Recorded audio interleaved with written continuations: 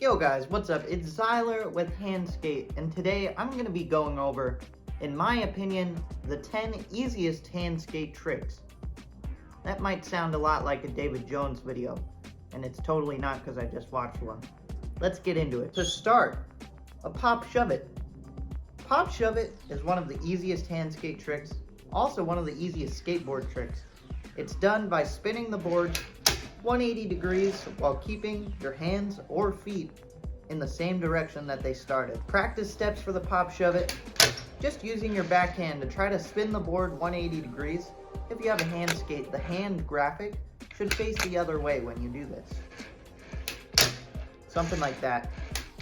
In order to complete the trick, you do the pop, you do the shove, and you roll away. It's a very beautiful trick. The next trick is the nollie pop shove it. Nollie just means going forward but popping with your front hand instead of your backhand. So, nollie pop shove it looks like that. You can also do your pop shove it fakie or switch. I'd totally try all of these. These are great tricks to learn. Pop shove it's are excellent for figuring out how to control your hand skate, make it spin the amount that you want instead of flipping it. Next trick that I have after nollie shove it is a pressure flip. There's a couple different pressure flips on this list, but for this pressure flip, it's the traditional one. A traditional pressure flip looks like that. It flips as if it's doing a heel flip, but you're not actually flicking it.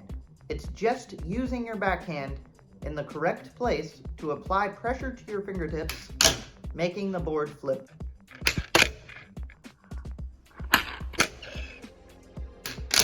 This is a controversial skateboard trick because of sometimes how easy it can be.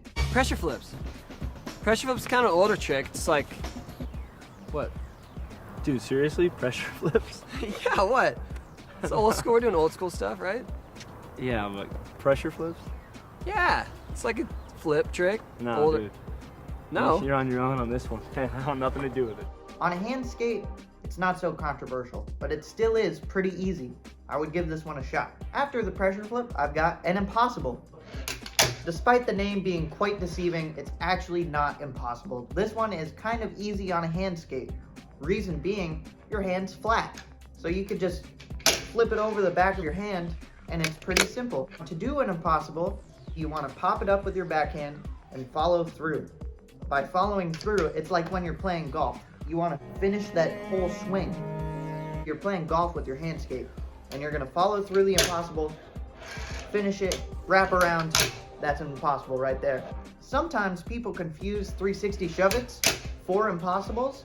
On a hand skate, it's pretty easy to tell because you can make the impossible go completely backwards. On a skateboard, sometimes it's a little bit debatable, but I would give this one a shot. Impossible is a great trick to learn. It's really cool, really fun. Next up, I've got a pressure heel flip and a pressure kick flip. So, the difference between these and the classic pressure flip is that the board doesn't turn, it just flips. A pressure heel flip looks like this. Using the same basic hand position, you're gonna apply pressure differently, making the board just flip instead of rotate as well. A pressure kick flip just requires you to move your hand to the back end of the tail. A pressure heel flip is using the front end of the tail. This can be using the back end. I'm actually better at nollie pressure flips, like this. So I'd totally give that a shot too. Experiment to see which direction your pressure flip is easiest. So that's a pressure kick flip and a pressure heel flip. After that, I've got a 360 pressure flip. Also, I have a list over here. I keep looking over here for the list. Sorry about that. But it's a 360 pressure flip. What that means is that the board turns around 360, like a 360 shove it, except it does one single flip. That flip is usually a heel flip. Because it's a pressure flip, most of the time it goes forward, flipping heel flip. To do the 360 pressure flip, it looks like this. It requires a very similar hand position as the regular pressure flip, although this time you want to do it with some more force to allow it to flip 360 degrees. It only flips once, although you could do a double pressure flip if you wanted to. You can definitely do pressure flips with only your backhand, so you can totally practice just doing 360 pressure flips like this. Don't worry if it over flips, you can work that out. After a 360 pressure flip, I put a tray flip. The reason being is that once you get comfortable with your hand skate, tray flips become second nature. It's my favorite trick to do on a hand skate. Maybe because I can't tray flip that good on a skateboard, but let's not worry about that. The tray flip is spinning the board 360 degrees, but you're also doing a bit of a kick flip. Now, it's not that bad because all you have to do is apply some pressure with your front hand in the middle of the board, give it a tiny bit of a flip right when you shove it. You just want to make sure that your shove it is spinning 360 degrees like this, and then all you have to do, give a little bit of a flick with your front hand, you'll have a tray flip. So a 360 shove it and a kick flip combined. After the tray flip, I put a kick flip. This is because I think it's harder to pop a kick flip into the air than it is a tray flip.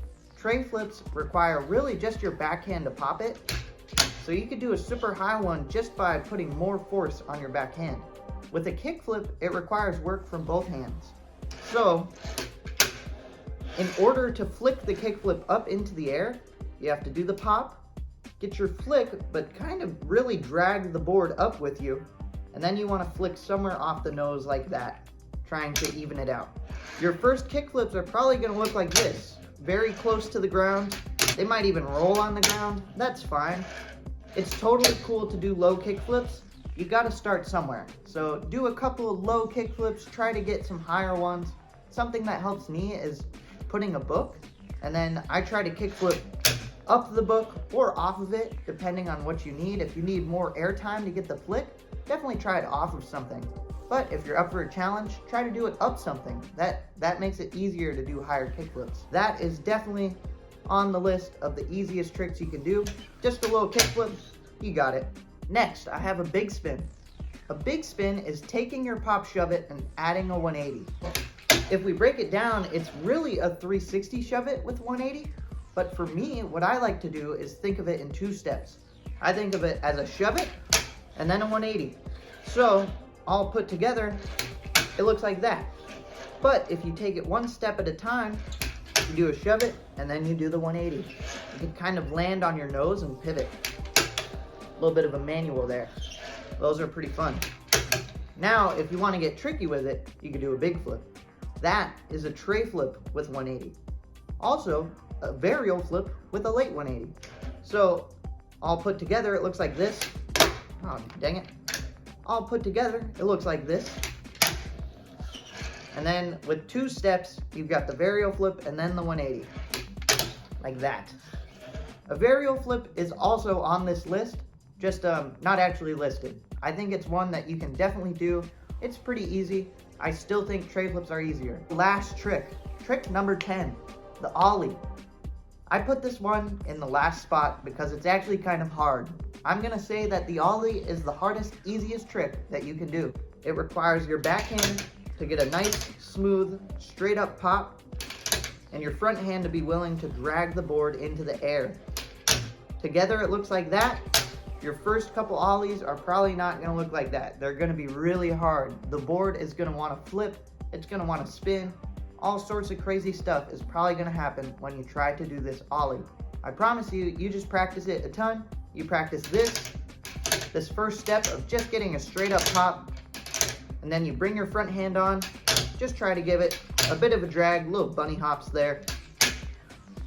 Eventually, you'll be able to do an ollie. It also totally helps to bring a book in. Try to ollie up the book, off the book, all sorts of things, man. Books are great, not just for reading, but also for hand skating on. You can fingerboard a book as well. So many things you can do with books. I'm gonna show a couple examples of these tricks real quick.